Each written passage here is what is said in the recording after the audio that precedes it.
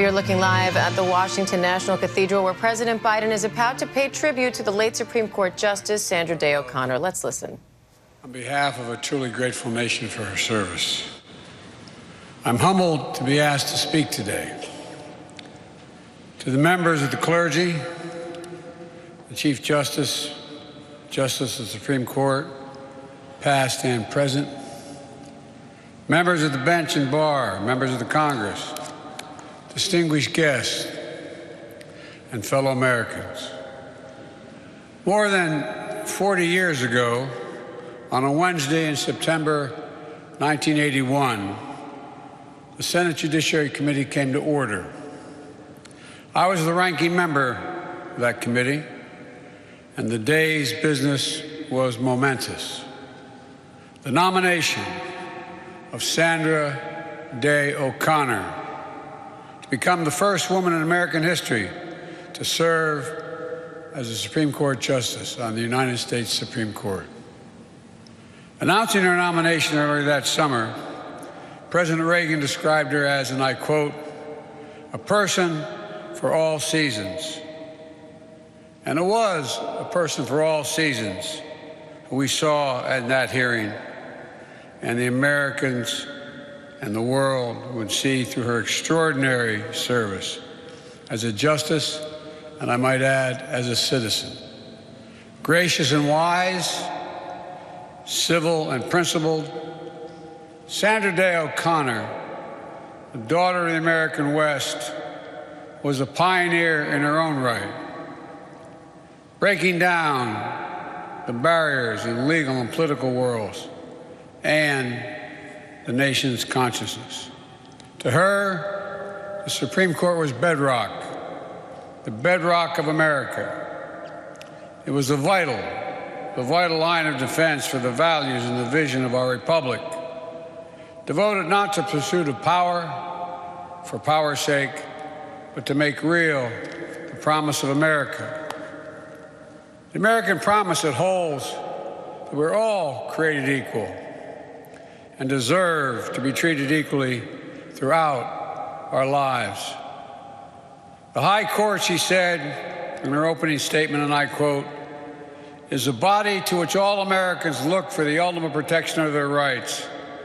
It is the United States Supreme Court that we all turn when we seek that which we want most from our government, equal justice under law," end of quote.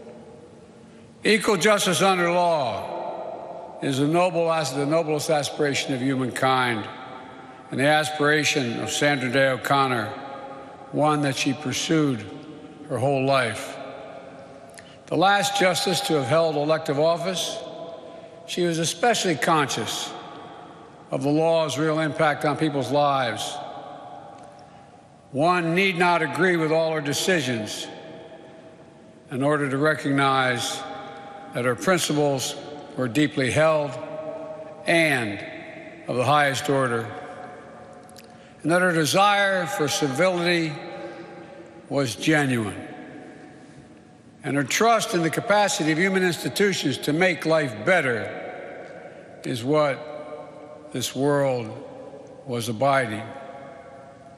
And how she embodied such attributes under such pressure and scrutiny helped empower generations of women in every part of American life, including the court itself, helping to open doors, secure freedoms, and prove that a woman can not only do anything a man can do, but many times do it a heck of a lot better.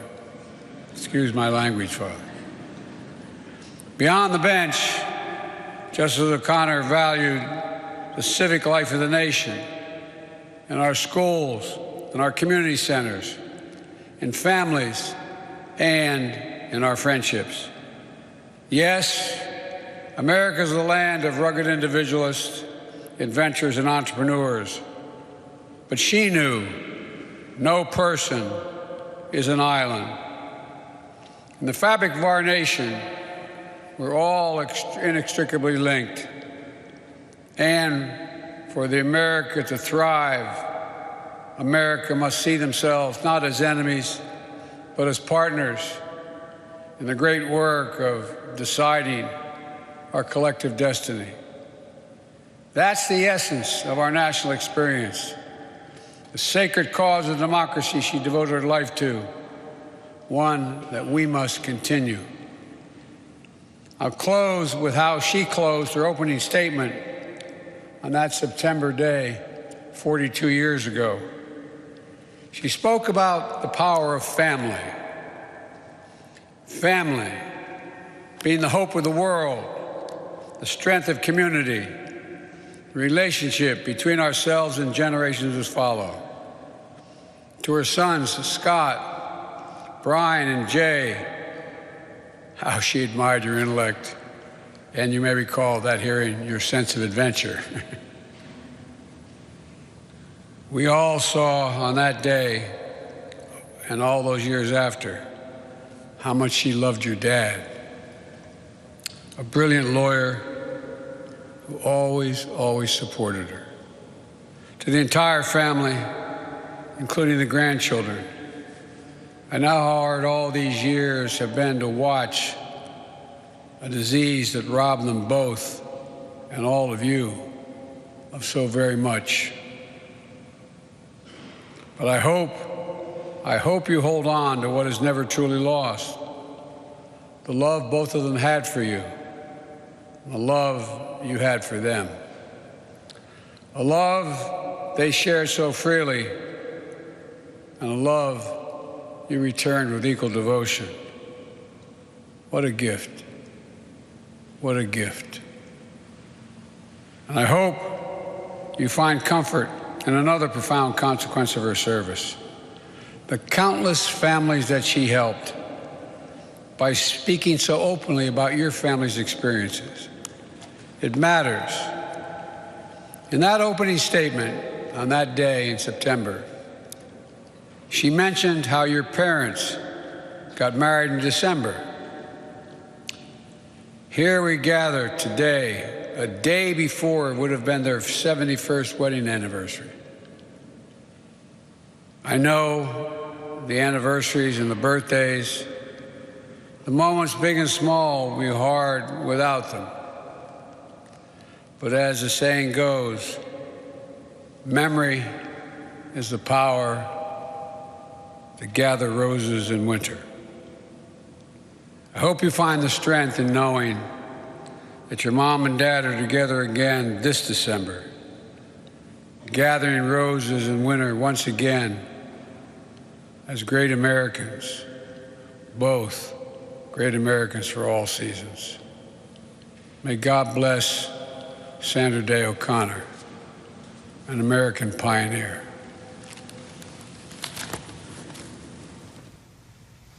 That was President Biden paying tribute to the late Justice Sandra Day O'Connor, the first woman to ever serve on the Supreme Court. President Biden recalled his time as ranking member of the Senate Judiciary Committee when Day O'Connor's historic nomination came down, calling it a momentous occasion.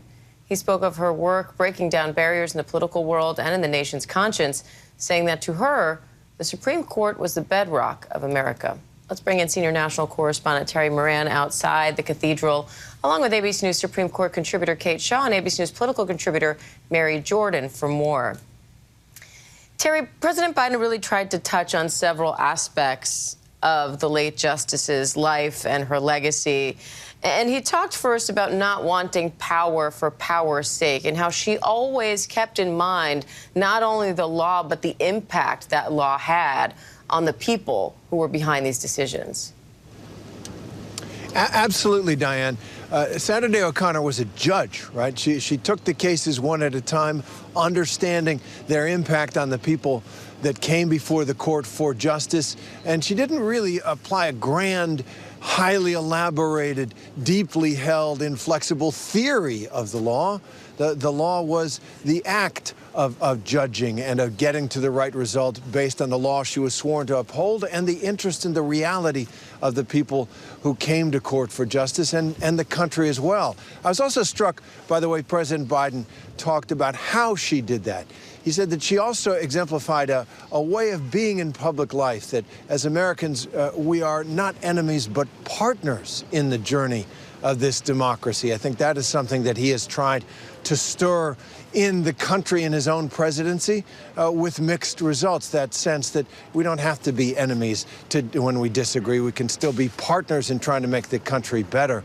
And finally, he did touch, by implication, on the deep patriotism that Sandra Day O'Connor had. She loved this country. The back half of her career after she left the court was about the iCivics effort that she had, trying to get young people taught about the country, its history and institutions. And I am put in mind of the sentence that she wrote in the letter that she sent to the country when she was retiring from public life because of the onset of dementia. She said, "I feel so fortunate to be an American." And I think that was in the president's remarks as well. A great patriot as well as a great justice. And Kate, the president also said that even if you didn't agree with her decisions, it was easy to see her principles were deeply held and of the highest order, and that her desire for civility was genuine. And that wasn't only, outside in public life. She had a very active social life, but also within the court itself. What do you make of her legacy in terms of her impact on how the justices themselves relate to each other? Diane, it's a fraught moment for the Supreme Court right now. We have had bombshell reporting from the New York Times and ProPublica, and I imagine that the tensions are running high among the justices. So I think, it's a pointed message that the president was delivering, that, civility was a high value of Justice O'Connor's, and maybe the rest of us should take that to heart as well, right? As Terry mentioned, he struck the note that we are, we are not enemies, we are partners, he said, in the great cause of democracy. And it seemed to me there were a few potential audiences for that message, the public broadly, but also maybe the justices, again, who I think are relatively ideologically divided at the moment. And there have been many moments like that in the past. One thing Justice O'Connor really did model was civility and even friendship were possible among the justices, even at moments of intense ideological divide. And so maybe that's a message that the president was hoping the current justices would take to heart. Hi, everyone. George Stephanopoulos here. Thanks for checking out the ABC News YouTube channel. If you'd like to get more videos, show highlights, and watch live event coverage, click on the right over here to subscribe to our channel. And don't forget to download the ABC News app for breaking news alerts. Thanks for watching.